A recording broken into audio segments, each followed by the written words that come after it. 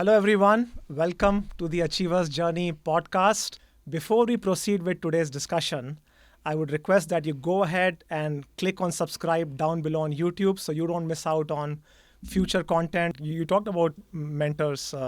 So, is there one or two advice that you have received from people? I'm sure, with mentors, of course, you work over a long period of time, but has there been some game changing advice that you have got from people which you kind of stayed with you for long and has been a factor in It's a basically very, very providing a good shape? question, Pulkit. And I can tell you, I owe a lot of my success to possibly three or four mentors who have shaped my career. And some of these have been professional mentors, some have been even even my grandfather. But I'll tell you the five pieces of advice which I always got and they have stayed with me through these 26 plus years. One is, if you dream big, you get big. And I think that's the first most important advice I got, because normally we define success incrementally versus really looking for a moonshot or a beacon. And for me, that dream was given by one of my mentors, which is to really dream big, because then you know where to go and then you push yourself to get there.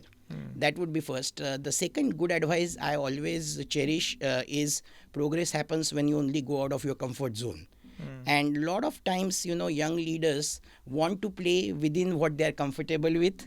They are not willing to take necessarily international experience. They don't want to get into assignments which take them out of their normal skill set. And I think that would be one which I got through one of my early leaders as well as mentor, who told me that, hey, you have to swim in the ocean and only then you can go further. The third thing, which is obviously something which I have got multiple times, is stay hungry, stay foolish. So the passion for learning is extremely important, and I'll tell you, different roles will put you into different challenges, and if you are able to keep your learning attitude through that journey, it helps you.